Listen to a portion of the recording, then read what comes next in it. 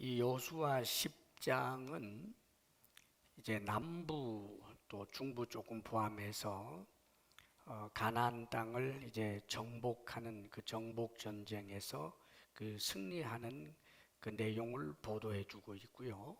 그 다음에 11장으로 가게 되면은 북부 가나안 땅을 정복하는 그 내용이 성경에 기록해 줍니다. 오늘 이 10장에 그 묘사해 주는 내용은 원래 그 속임수를 썼지만 기브온 사람들이 이 이스라엘 백성들하고 평화 조약을 맺게 되잖아요. 그래서 이스라엘 백성들 가운데서 이제 장작도 패고 물깃는 그런 사람으로 이스라엘 백성들과 즉 하나님과 화친한 사람들이 된 겁니다. 여리고 성 무너뜨리고 아이 성도 무너뜨리고 그리고 상당히 강력한 이제 싸움의 동맹자라고 생각을 했던 기브온이 이스라엘 백성들을 하고 화친 조약을 맺었다라고 하는 것이 가나안의 다른 여러 세력들에게 굉장한 충격을 안겨줍니다. 우리 가나안 이 7족속 가운데서 배신자가 절대로 나오는 것을 용납했다가는 큰일 나겠다. 그래서 이들이 예루살렘 왕을 중심으로 해서 5왕이 동맹을 맺고는 기브온 이 성읍을 쳐들어가게 된 것입니다. 강력한 이들이 쳐들어오게 되니까 기브온 주민들은 얼마나 다급했겠어요. 그래서 길갈에다가 사람을 보내서 지금 이 5왕들이 우리를 쳐들어오고 있습니다. 우리를 도와주십시오 하는 전가를 받고 하나님의 명령을 따라서 이 여호수아 군대가 이들을 돕기 위하여 밤을 그저 잠도 안 자고 달려가서 도착해서 이들을 돕게 되는 전쟁입니다. 그러면서 기브온을 에워싸고 있는 이 5왕들의 연합군을 완전히 무찌르는 그런 장면이 묘사되고 있는데, 여기는 놀랍게도 하나님의 그 기적적인 초자연적인 역사를 일으키시면서 돕는 장면들이 나와요. 그래서 오늘 성경에 제가 설교 제목으로도 삼았습니다만, 여호와께서 이스라엘을 위하여 싸우셨음이니라. 그러니까 하나님이 직접 싸우시는 것처럼 이스라엘을 도와서 무찌르게 되는데, 여기에는 놀라울 만한 초자연적인 역사들이 있었던 거예요.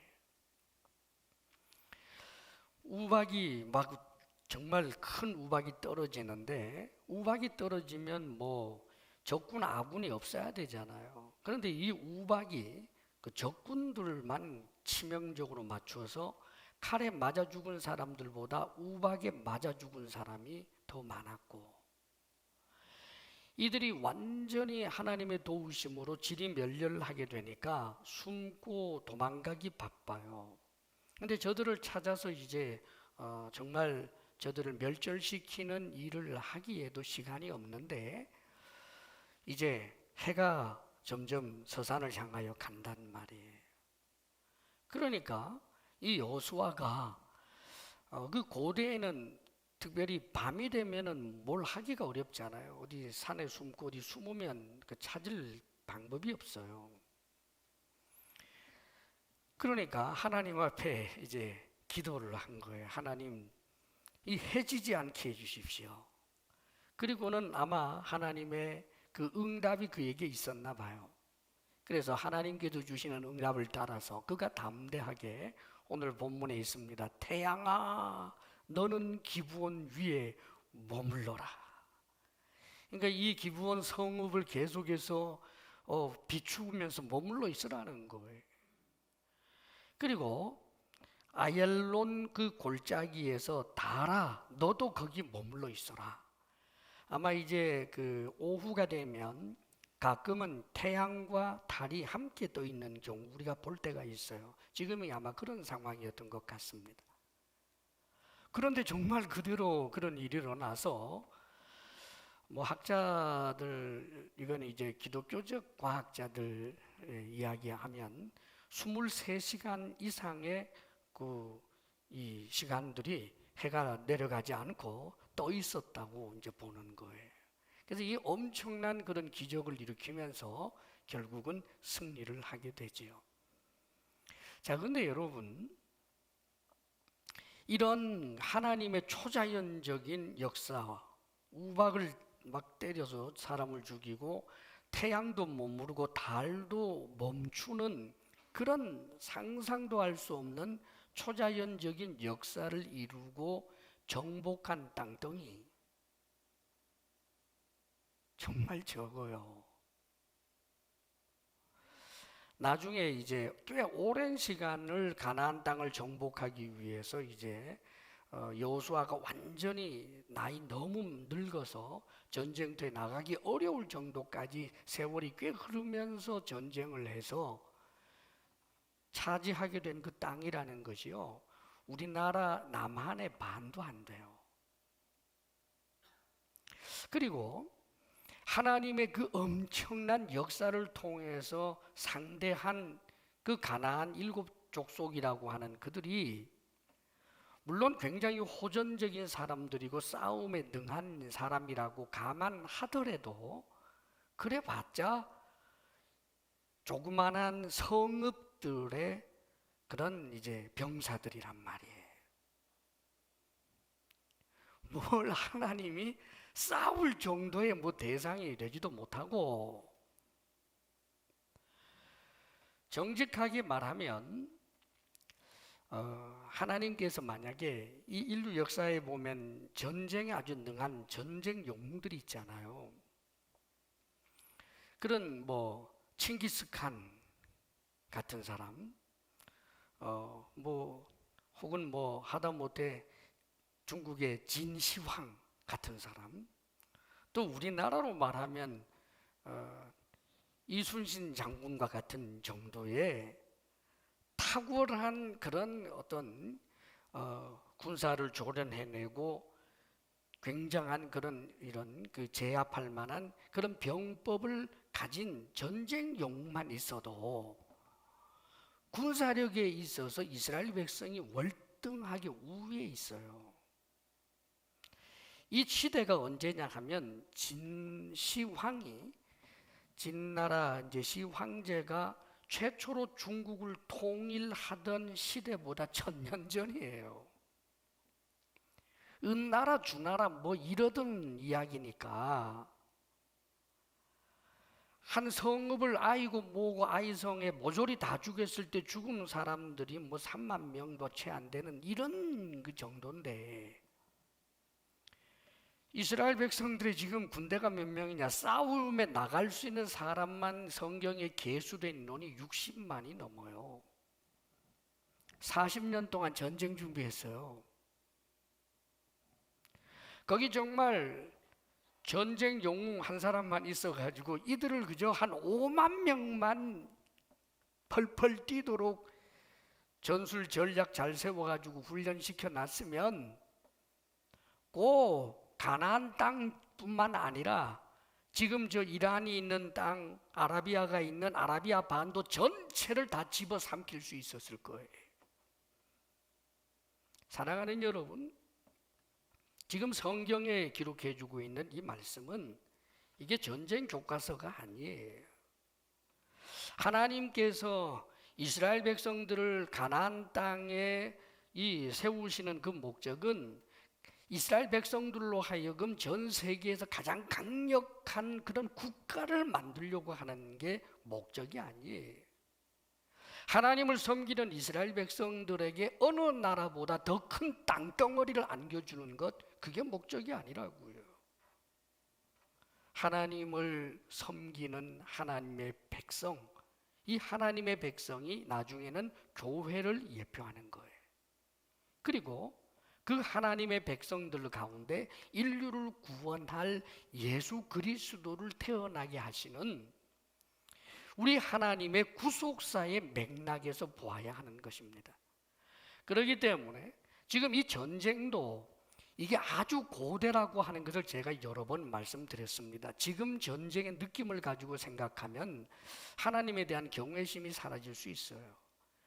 이 고대에 성읍과 성읍끼리의 전쟁이 끊임없이 펼쳐지고 있는 바로 그 시절에 하나님께서 가나안 7족속을 하나님이 역사적 심판하시기로 결심하시고 이스라엘 백성들을 이집트에서 거기에다가 심어 놓게 되는 그 이유는 온 인류를 구원하시고자 하시는 하나님의 뜻이 거기에 담겨 있는 것입니다. 그러므로 이 피비린내 나는 전쟁터에서 하나님의 잔인함을 보는 것이 아니라 인간을 구원하시는 하나님의 열심과 그 사랑을 볼 줄 알아야 합니다.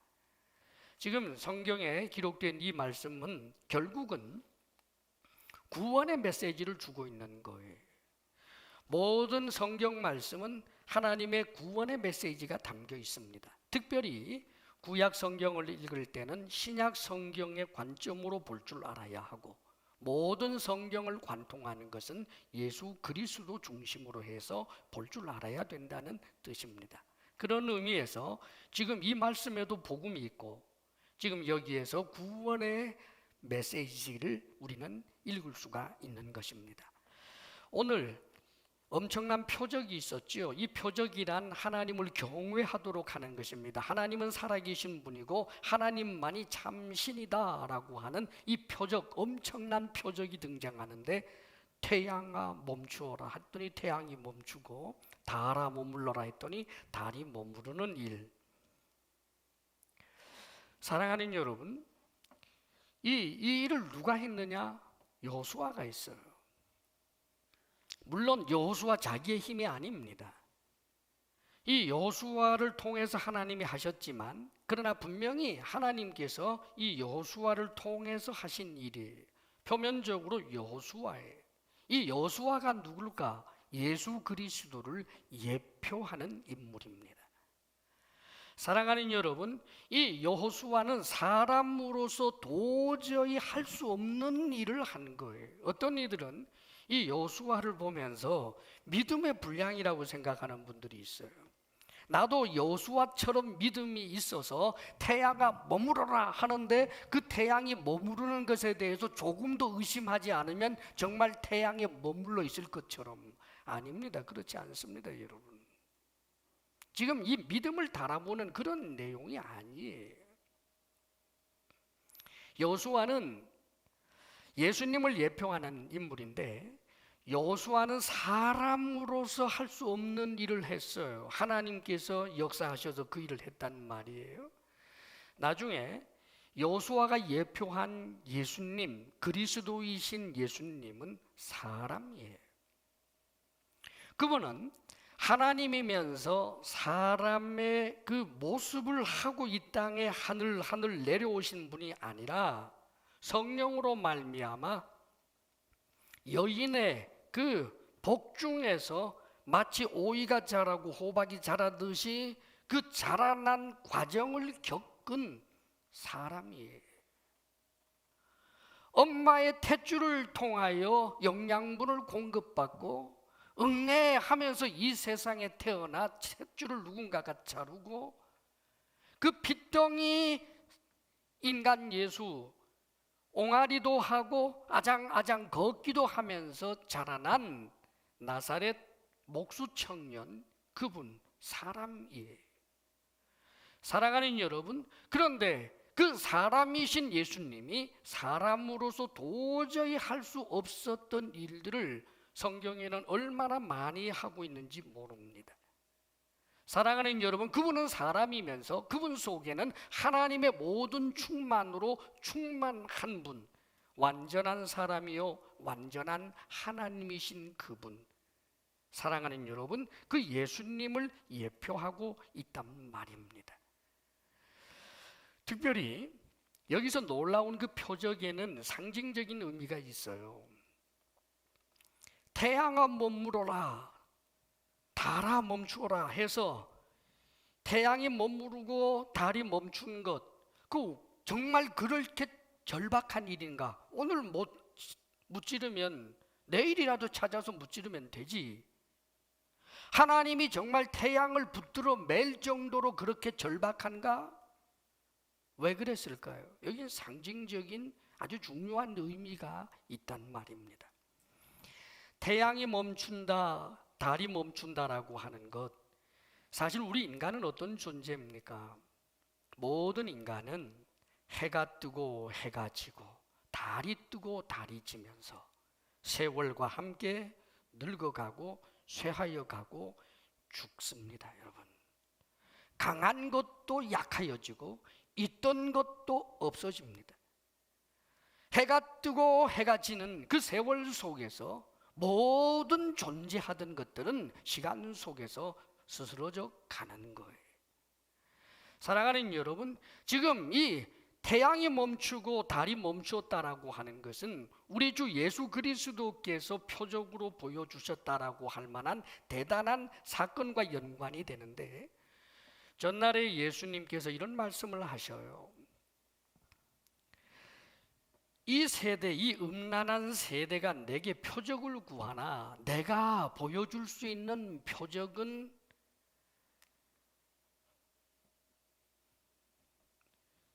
사흘 동안 물고기 뱃속에 있었던 그 요나의 표적 외에는 보여줄 것이 없다, 그렇게 말씀하셨어요. 사랑하는 여러분, 죽으시고 부활하신 우리 주 예수 그리스도, 그분이 십자가에 못 박혀 죽으시고 부활하신 그 가장 중심되는 이유가 무엇이겠습니까? 나는 죽음을 이길 수 있는 놀라운 자다라고 하는 자기 자랑이 아닙니다. 왜 죽으시고 부활하셨는가? 우리 인간에게 영생을 주시기 위하여 죽으시고 부활하신 분이에요. 사랑하는 여러분, 그렇습니다. 이 여호수아를 통하여 예표되는 것은 바로 영생이에요. 세월의 흐름을 막아버리는 이 영생, 이것은 시간의 정지가 아닙니다. 영생이 뭘까요? 시간의 정지도 아니고 지루한 시간에 끊임없이 지속되는 그런 것도 영생이 아니에요. 영생이란 시간의 초월입니다. 동시에 그 영생이란 하나님이 가지신 그 풍성한 생명을 영생이라고 말하는 거예요. 우리 주님께서 이 땅에 오신 이유가 뭘까? 영생을 주시기 위함입니다, 여러분. 하나님이 세상을 이처럼 사랑하사 독생자를 주셨으니 이는 그를 믿는 자마다 멸망치 않고 영생을 얻게 하려 하심이라. 사랑하는 여러분, 이 여호수아를 통하여 이 영생에 관한 것을 지금 상징적으로 예표해 주고 있는 것입니다. 자, 그런데 영생을 주려고 하는 이 영생을 받지 못하도록, 다시 말하면 하나님 나라의 가나안 땅에 들어가지 못하도록 막는 세력이 있어요. 예표적으로는 여기 가나안 7족속입니다. 그런데 진정한 이 인생들이 영생을 누리지 못하도록 방해하는 존재가 있어요. 그것을 성경은 악한 영이라고 말합니다. 그렇기 때문에 성경은 말씀하시기를 우리의 씨름은 혈과 육이 아니요 하늘에 있는 모든 악한 영이다라고 표현합니다. 사랑하는 여러분, 그렇습니다. 성경은 그 이야기를 가르쳐 줍니다. 처음 시작부터 가르쳐 줍니다, 여러분. 정말 인간이 영생을 얻는 그 부분에 가장 중요하고 심각한 부분에서 항상 그것을 방해하기 위하여 등장하는 인물 사탄이 성경은 나옵니다, 여러분. 하나님께서 아담과 하와를 만드시고 낙원을 주셨어요. 에덴 동산이지요. 죽음과 낯선 존재로 살아갑니다. 하나님과 교제하는 그 풍성한 생명력을 가지고 복되게 살아갑니다. 그런데 여러분, 이것을 싫어하고 방해하는 존재가 누군가? 마귀였습니다. 마귀가 등장해서 결국은 그들을 유혹함으로 말미암아 그들은 자신들에게 주어졌던 그 영생을 잃어버리게 된다는 말이에요. 낙원을 잃어버리게 되고 말지요. 이것을 다시금 회복할 뿐만 아니라 회복 정도에서 멈추는 것이 아니라 하나님의 모든 풍성함으로 더 넘치도록 주시기 위하여 오신 분이 예수님이에요. 그래서 주님께서 이렇게 말씀하십니다. 당신과 사탄을 비교해서 도적이 오는 것은 도적질하고 죽이고 멸망시키려는 것뿐이지만 마귀를 두고 하는 말입니다. 내가 온 것은 사람으로 생명을 얻게 하고 풍성히 얻게 하려 함이라. 사랑하는 여러분, 우리 주님께서는 그런 마음을 가지셨고 하나님의 그 열심이 이 구약에서도 여전히 담겨져 있는 것입니다. 자, 그렇다면 어떻게 해야 할까요? 진정한 우리의 전쟁은 사람이 아닙니다, 여러분. 우리가 정말 영원한 가나안 땅, 천국 혹은 영생을 얻기 위해서 싸워야 할 대상은 누군가? 그것을 방해하는 대상이 누군가? 마귀란 말이에요. 그런데 마귀하고 싸워서 이길 수 있는 자는 없어요.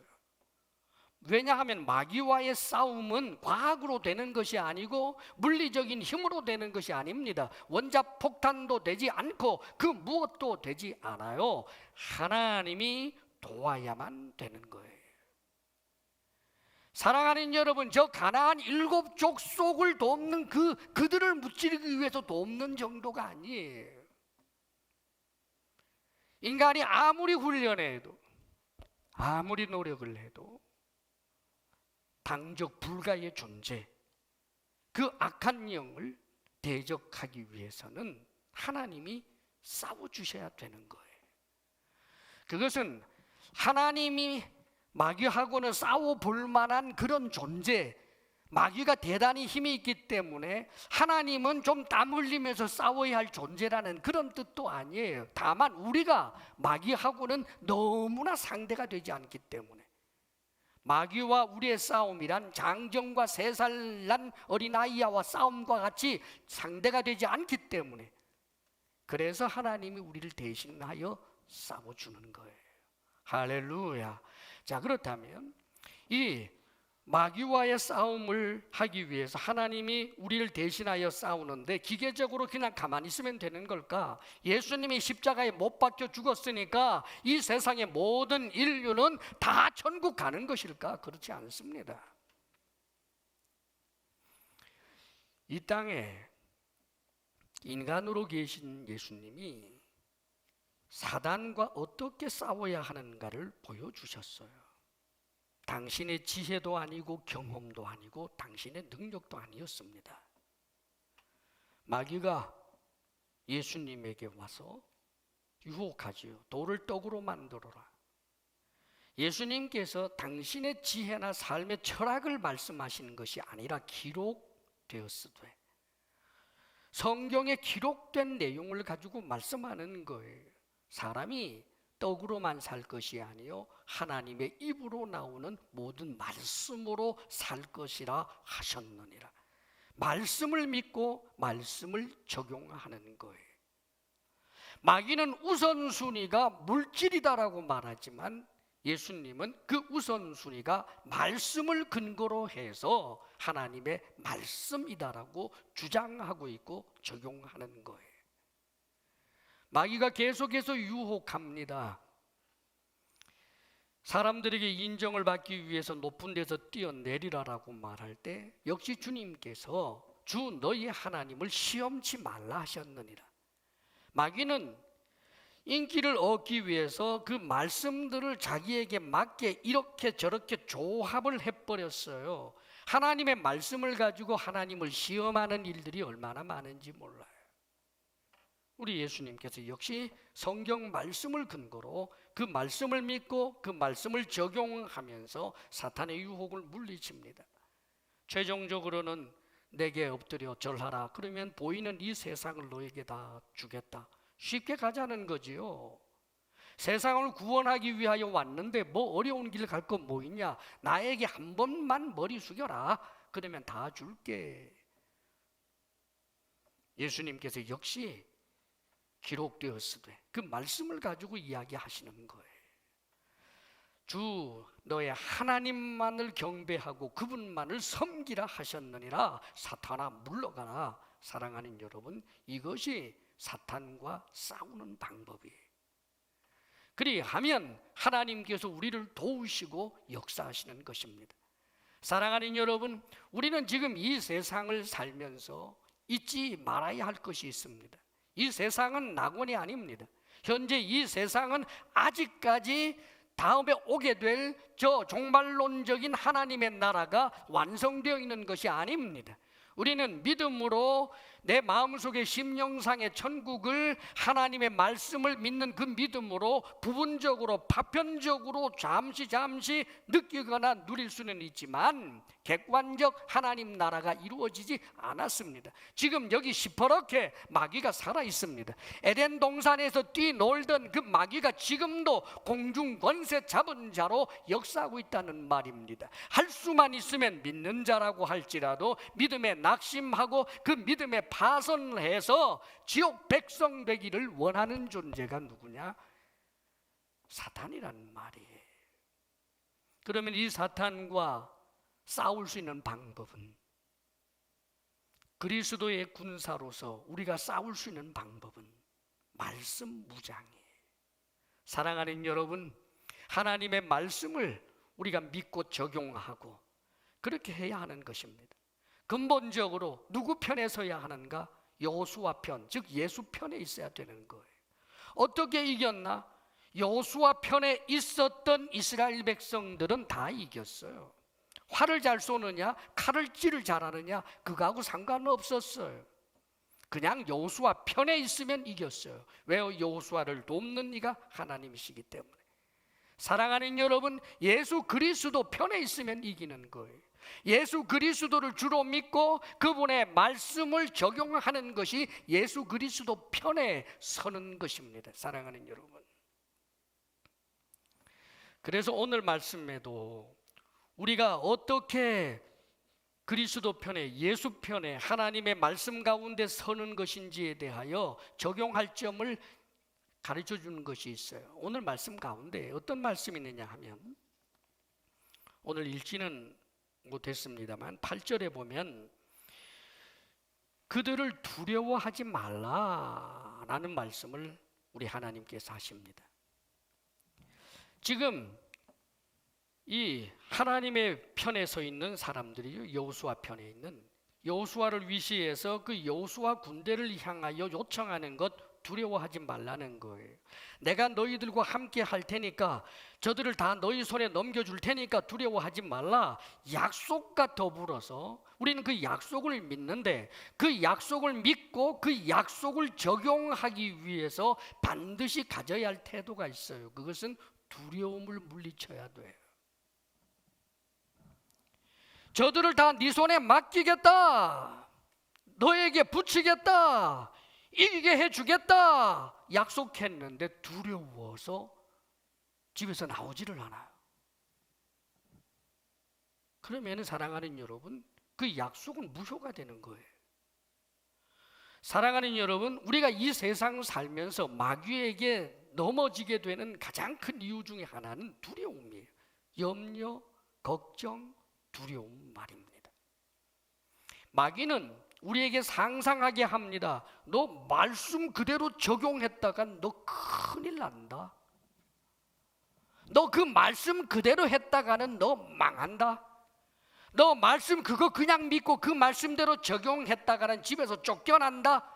너 그 말씀 그대로 했다가는 사람 구실 못하게 된다.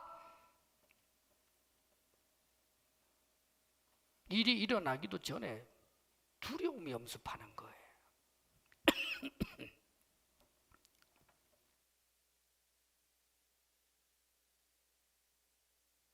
성경에 보면 하나님께서 기드온에게 은혜를 베푸십니다. 기드온을 선택해 주셨어요. 항상 은혜가 먼저예요.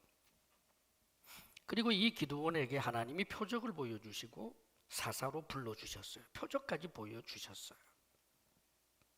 그런데 하나님이, 이 기드온에게 약속을 하신 하나님이 기드온에게 한 가지 명령을 합니다. 뭐냐 하면, 꿈에 이제 말씀해 주셨는데, 그 당시에 기드온이 살던 시대에 이 이스라엘 백성들은 특별히 우상 숭배에 많이 빠져 있었는데, 기드온의 아버지가 이 우상 숭배의 중심 인물이었고 그 동네가 전부가 그랬단 말이에요. 바알과 아세라 신을 섬기고 있어요. 물론 하나님도 섬깁니다. 여기 완전히 혼합주의인데, 뭐라고 말씀하시느냐 하면, 네 아버지가 아끼는 그 송아지를 잡아서 아세라 목상을 장작 삼고, 그 다음에 그 바알 그 제단은 다 회파하고, 그리고 내가 지시하는 곳에 가지고 올라가서 거기다가 하나님 앞에 번제를 드리라는 거예요. 이 명령을 듣고 성경은 그 자간에서 기드온의 고민이 나와요. 분명히 나에게 말씀해 주신 분이 하나님이라는 표적은 받았기 때문에 부인할 수는 없는데, 이 말씀대로 했다가는 줄이 틀려 죽을 것 같거든요. 동네 사람들에게 맞아 죽을 게 뻔하단 말이에요. 그래서 고민하다가 그래도 그가 그 두려움을 극복합니다. 밤에 자신의 하인들을 데리고 가서 정말 아세라 목상을 찍고, 그래서 아버지의 그 송아지를 가지고 장작불에 태워서 하나님 앞에 번제로 올려드리는 일을 결행을 합니다. 여러분 잊지 마십시오. 그 결과가 어떻게 나왔을까? 당연히 난리가 났죠. 이 누가 이랬느냐? 기드온이 그랬습니다. 기드온 내놔라. 그리고는 기드온 집에 찾아와 가지고 기드온 아버지에게 난리를 칩니다. 죽이겠다고. 근데 여러분, 아버지가 방패막이가 되어졌어요. 아버지가 우상 숭배의 중심 인물이었는데, 이 아버지가 하는 말이 바알과 아세라가 정말 신이라면 자신의 문제를 위하여 자신이 싸울 것 아니냐 하고 자기 아들을 보호하면서, 놀랍게도 그가 여호와 신앙으로 돌아오는 계기가 된 거예요. 말씀을 적용하면 아버지를 잃을 것 같지만 아버지를 얻는 것입니다. 말씀을 적용하면 재산을 잃을 것 같지만 재산을 얻는 것입니다. 여러분, 사랑하는 여러분, 문제는 우리의 두려움일 뿐이에요. 너무 먼저 두려워 벌벌 떤단 말입니다. 그러면 묻겠습니다. 우리가 잃을 것, 가장 중요한 것 우리의 생명입니다. 우리의 목숨이지요. 그러나 우리는 죽음의 문제가 이미 해결된 이들인데 도대체 뭐가 두렵다는 말입니까, 여러분? 하나님의 말씀을 믿고 주님 편에 서서 그 주의 말씀을 적용하면 우리를 무찌르기 위하여 다가왔던 이 마귀가 7길로 도망을 가게 되는 것입니다. 승리할 수 있기를 주의 이름으로 축원합니다. 그리고 한 가지만 더 당부드립니다. 오늘 말씀에 우리가 예수님 편, 하나님 편에 서서 십자가의 군사로 승리하기 위해서는 두려움을 물리칠 뿐만 아니라 하나님의 도우심 가운데서 우리가 반드시 해야 할 일이 있는데, 그게 열심이에요. 열심. 기브온 사람을 돕는 것이 하나님의 뜻인 줄 알고 여호수아가 이 일을 실행하는 게 언제였느냐면 미루지를 않았어요. 기브온 원래 좀 뭔가 우리에게 좀 암덩어리 같은 존재고 좀 석연치 않은 구석이 있는 이들입니다. 늦게 느릿느릿 가면 알아서 다 죽어줄 텐데, 그런데 여러분, 지체하지 않고 밤에 달려갔어요. 얼마나 열심히 달려갔던지 성경은 이렇게 표현해 주고 있습니다. 여호수아가 길갈에서 밤새도록 올라가 갑자기 그들에게 이르니, 그 사람들도 깜짝 놀랄 정도로 충격적으로 튀어나온 거예요. 열심입니다, 여러분. 사랑하는 여러분, 신앙생활은 열심 이외에는 없어요. 신앙생활은 충성, 열심 있는 충성이에요. 봉사, 열심 있는 봉사예요. 신앙생활 열심이에요. 우리 주님께서는 차지도 덥지도 않은 것은 토하겠다라고 말씀하십니다. 신앙생활 취미생활 아닙니다. 신앙생활, 예수 그리스도를 믿음으로 내가 영생을 얻게 되었다라고 하는 것, 그 영생이라고 하는 것을 획득한 것이 나에게는 좋은 도자기도 있고, 나에게는 좋은 양복도 있고, 나에게는 차도 있고, 나에게는 집도 있고, 나에게는 긴 머리 여인도 있고, 나에게는 영생도 있다. 아닙니다, 아닙니다. 영생 하나예요. 비교할 수 있는 게 없습니다, 여러분. 그 영생을 얻기 위하여 열심을 내는 거예요. 목숨을 거는 거예요. 어떤 경우에도 말입니다, 여러분. 코로나 바이러스 따위가 우리의 신앙을 처지게 한다고요? 있을 수 있는 일입니까, 여러분? 사랑하는 여러분, 이 세상 사람들이 예수 믿는 사람들을 조롱한다고 예수 믿는다는 것을 그렇게 숨기고 숨겨야 되는 것입니까? 예수 믿는 것 때문에 불이익을 당하고 하나님의 말씀에 적용하는 것 때문에 불이익을 당한다면 불이익을 당하고 말지. 왜냐하면 그 불이익을 당하는 것으로 끝이 되지 않는다는 것을 우리는 알기 때문입니다. 사랑하는 여러분, 어떤 방법으로도 보상하되 넘치도록 보상해 주실리 우리 주를 믿으며 지금 이 땅 한복판에서도 항상 하나님 앞에 여호와의 군사로 살 수 있기를 주의 이름으로 축복합니다. 기도하겠습니다. 거룩하신 하나님 아버지, 우리가 언제나 하나님의 참 사람 우리 주 예수님 편에 있게 하여 주시고, 아버지 하나님, 우리에게 영생을 주시기 위하여 우리에게 허락하신 예수 그리스도를 믿고 그분의 말씀을 적용하며 살아가는 우리들 되게 하여 주옵소서. 두려움을 물리치게 하여 주시고 하나님 앞에 언제나 열심 있는 이들이 되게 하여 주옵소서. 예수님 이름으로 기도하옵나이다. 아멘.